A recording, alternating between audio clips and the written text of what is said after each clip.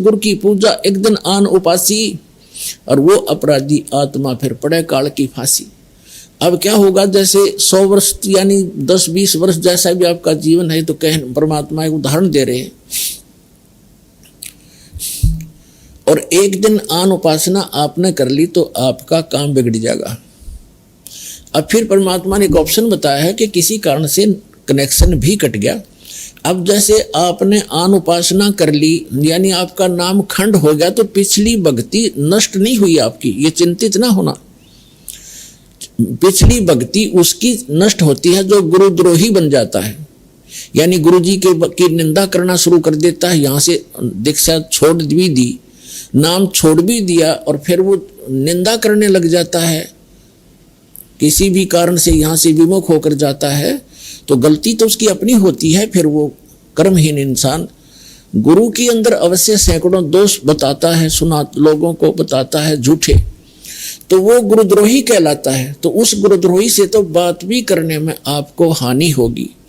अन्यथा जब तक ये जीव गुरुद्रोही नहीं होता, भले ही नाम छोड़ देता है, तो पिछली जो भक्ति है वो उसकी सुरक्षित रह जाती है। लेकिन वो लाभ, या तो उसका लाभ है दोबारा नाम लेवे और फिर से भक्ति चालू कर ले, तो पिछली तो है ही संग्रहित, आगे चार्जर फिर लग जाएगा। और जो हो गया गुरुद्रोही, उसका सारा वो भक्ति नष्ट हो जाती है, उसकी पिछली भक्ति बिल्कुल नहीं रहेगी इस जन्म की उसमें आग लग जाती है। आदरणीय गरीबदास साहब जी कहते हैं कि गुरुद्रोही की पैड़ पर जय पग आवे वीर, और 84 निश्चय पड़े नो सतगुरु कहे कबीर।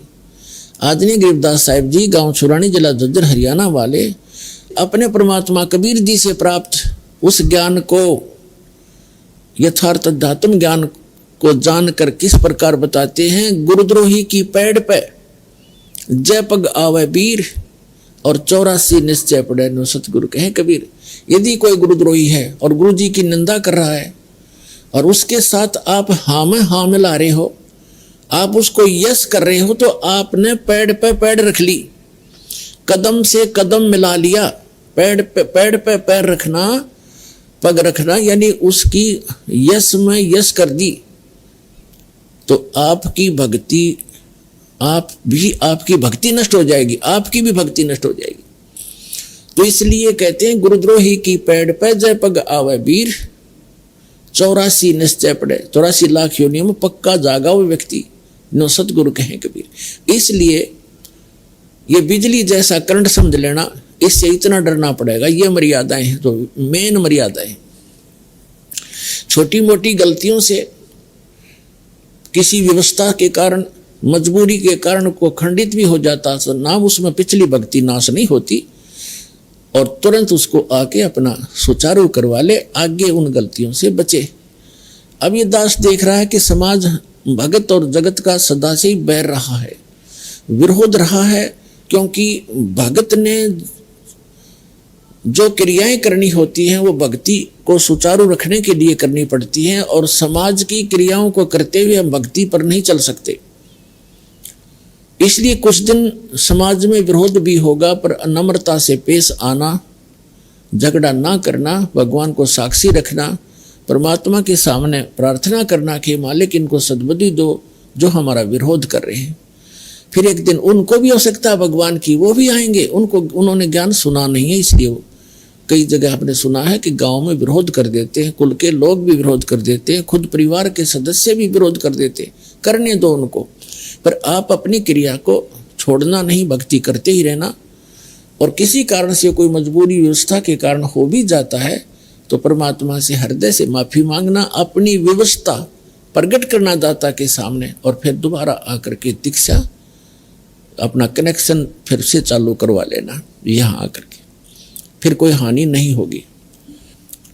तो यहाँ परमात्मा कहते हैं कि गुरुद्रोही की पैड़ पे, पैड़ माने उसके पैर के चिन्ह पर, जहां से वो गुजरा है। एक तो पैड़ होती है, जैसे गुरुद्रोही जा रहा हो और उसके पीछे आप जा रहे हो, ये नहीं कि उसके कदम पर कदम रखेगा उसके चिन्ह पर, ऐसा नहीं। पैड़ पे पैड़ रखना, कदम से कदम मिलाना, कदम से कदम मिलाना मीन उसकी सब बातों को आप स्वीकार करना, कर लेते हो तो वो गुरुद्रोही की पैर पे पैर रख दिया आपने। जैसे कोई आपके गुरुजी की निंदा भी कर रहा है, आप कहीं बैठे हो जैसे बस में बैठे हैं और दूसरी सीट वाला ही ये बातें करना शुरू कर देता तो आप कहाँ जाओगे? तो आपके हृदय में ये उससे लड़े नहीं, क्योंकि लड़ने से तो बात बिगड़ती है भगत की, उससे लड़े नहीं और उससे द्वारा जो बकवाद की जा रही है वो आपके हृदय में घर करे नहीं कि ये वैसे नींद में बन रहा है, बांधन दे, भौंकण दे इसको।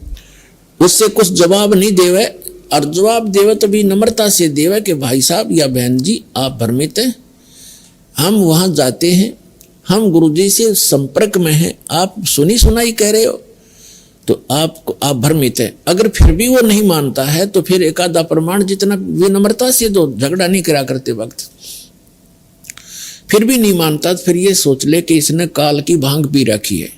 और नशे में आदमी कुछ भी कह सकता है, भौंकने दे, कहने दे इसको, उसको कहे नहीं कि भौंक ले, लड़ाई हो जाएगी फिर तो।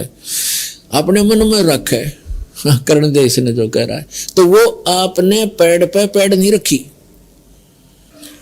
अब कोई घर का सदस्य ही ऐसा हो जाता है नालायक, जिसने ज्ञान नहीं सुन रखा, तो वो भी आपका विरोध कर सकता है, सुनी सुनाई बातों से वो भी गुरुजी की निंदा कर सकता है। तो उसको ऐसा थोड़ा घर से निकाल देंगे या हम भाग जाएंगे, उसकी यश नहीं करे उसकी बातों की, तो आपने वो निंदा सुनी नहीं। और यदि आपके हृदय में भी कोई थोड़ी बहुत त्रुटि आ जाती है तो आपने वह निंदा सुन ली, आपको भी उतनी ही हानि हो गई। अपने आत्मा उसके लिए विकल्प आपको बता ही दिया है कि पुनर्उपदेश लेवे और आगे